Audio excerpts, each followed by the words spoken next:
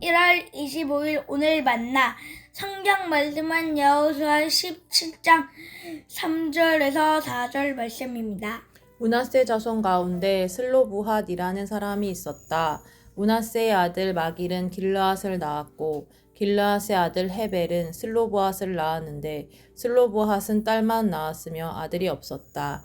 그 딸들의 이름은 말라와 노아와 호글라와 밀가와 디르사이다. 그들이 제사장 엘르아살과 눈의 아들 여호수아와 지도자들 앞에 나와서 말하였다. 주님께서 모세에게 우리 남자 친족이 유산을 받을 때에 우리도 그 가운데 끼워 주라고 명령하셨습니다. 그래서 여호수아는 주님의 명대로 그들의 아버지의 남자 친족이 유산을 받을 때에 그들을 그 가운데 끼워 주었다. 아멘. 오늘 만나러 만나주시는 하나님을 기대합니다. 오늘 읽은 본문은 므낫세 반지파가 요단 서쪽 땅을 배분받을 때 있었던 일을 이야기합니다. 므낫세 자손 중 슬로브핫이라는 사람이 있었습니다. 그러나 슬로브핫은 광야에서 죽고 그에게는 아들이 없었습니다. 말라, 노아, 호글라, 밀가와 디르사 이렇게 5명의 딸들만 있었을 뿐입니다. 지금까지 해오던 이스라엘의 땅 분배는 각 가문의 남자 자손들에게 주어졌습니다. 그러니 슬로브핫의 딸들에게는 땅을 받기 어려운 상황이 되어버린 것입니다.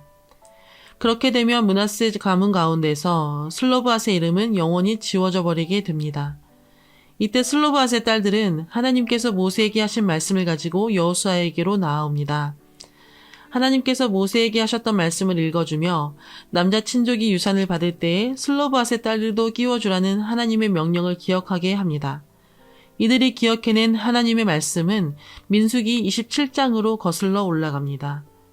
민수기 27장에 보면 가나안에 들어가서 가문대로 땅을 나눌 것을 명령하실 때에 슬로브핫의 딸들이 모세 앞에 나와 자신의 아버지가 광야에서 죽었기 때문에 땅을 유산으로 나눌 때 아버지의 이름이 지워지지 않도록 자신들에게도 땅을 기업으로 달라고 요청합니다. 그러자 모세는 하나님께 기도하고 하나님께서는 그 요구를 옳게 여기셔서 슬로브핫의 딸들에게 유업을 줄 수 있도록 새로운 규례를 정해 주셨습니다. 그때 하나님의 말씀을 기억하여 슬로브핫의 딸들은 여호수아와 지도자들 앞에 나아가 자신들의 몫을 요구합니다. 하나님의 말씀을 가지고 요구하는 슬로브핫의 딸들의 모습은 당당해 보이기도 합니다. 난감한 상황에 눌려서 주저하는 것이 아니라 자신들의 상황을 돌봐주시고 새로운 규정을 세워주시기까지 하신 하나님의 헤아림에 힘입어 말씀에 의지하여 자신들의 행동을 선택할 수 있었던 것입니다. 이처럼 우리에게는 우리를 위하시는 하나님의 약속의 말씀들이 있습니다. 그러나 우리는 살아가다 보면 바쁜 일상 속에서 하나님께 받은 약속의 말씀들을 기억해내기 어려운 현실을 마주하곤 합니다. 우리가 처한 현실이 너무 버거워서 하나님의 약속이 있었는지조차 또 하나님께서 나에게 주신 비전이 무엇이었는지조차 잊어버리곤 합니다. 그리고 하나님의 그 약속의 말씀이 내 인생 가운데 실현이 되는지의 여부가 그리 중요한 일이 아닌 것처럼 되어버립니다. 여호수아 공동체는 하나님의 약속의 성취를 경험하고 목도한 공동체입니다. 슬로브핫의 딸들 역시도 하나님께서 하신 약속의 말씀이 성취될 수 있도록 늘 기억하며 중요한 순간에 하나님의 약속의 말씀을 꺼내어 당당하게 비전을 성취해 나아갑니다. 우리 인생길에 찾아오는 막막한 상황이 어쩌면 그때야말로 하나님의 약속의 말씀 카드를 꺼내어 들어야 할 중요한 순간일 수 있겠습니다.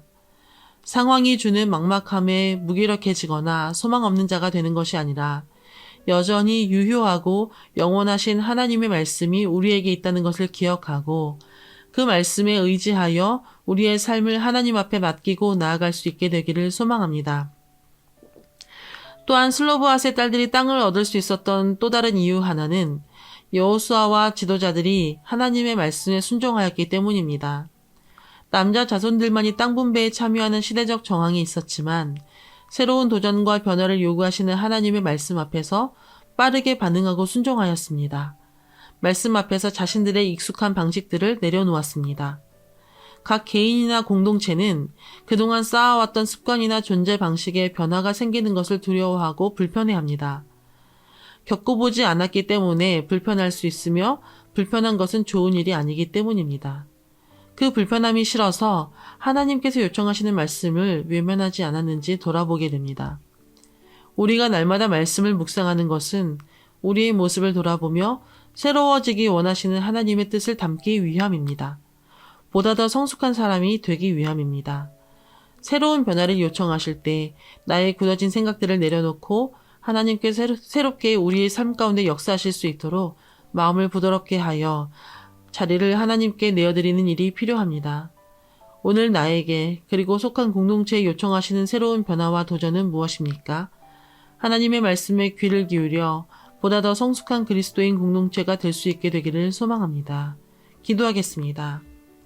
사랑하는 주님, 어떠한 순간에도 늘 깨어서 하나님의 약속의 말씀을 간직하는 자가 되게 하시고 위기의 순간에 하나님의 말씀에 힘입어 용기 있고 당당하게 삶을 살아낼 수 있게 하여 주옵소서. 또한 우리에게 말씀 가운데 요청하시는 새로운 변화 앞에서 하나님의 말씀 앞에 순종하게 하시고 우리의 편협한 생각이 아니라 오직 하나님의 넓고 깊은 마음과 뜻이 담길 수 있도록 마음을 부드럽게 하는 성숙한 그리스도인 공동체 되게 하여 주옵소서. 예수님의 이름으로 기도드립니다. 아멘. 이제 2가지 기도 제목을 가지고 함께 기도하겠습니다.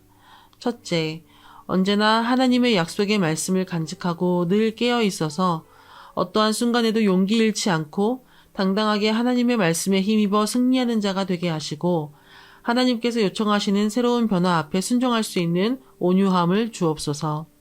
둘째, 한 주간의 삶을 돌아보며 나를 감싸주신 하나님의 은혜가 무엇인지 깨닫게 하시고 새롭게 하시는 약속의 말씀이 무엇인지 들을 수 있는 주일 예배가 되게 하여 주옵소서. 이렇게 2가지 기도 제목을 가지고 기도한 후에 각자의 기도 제목을 가지고 하나님 앞에 나아가시겠습니다.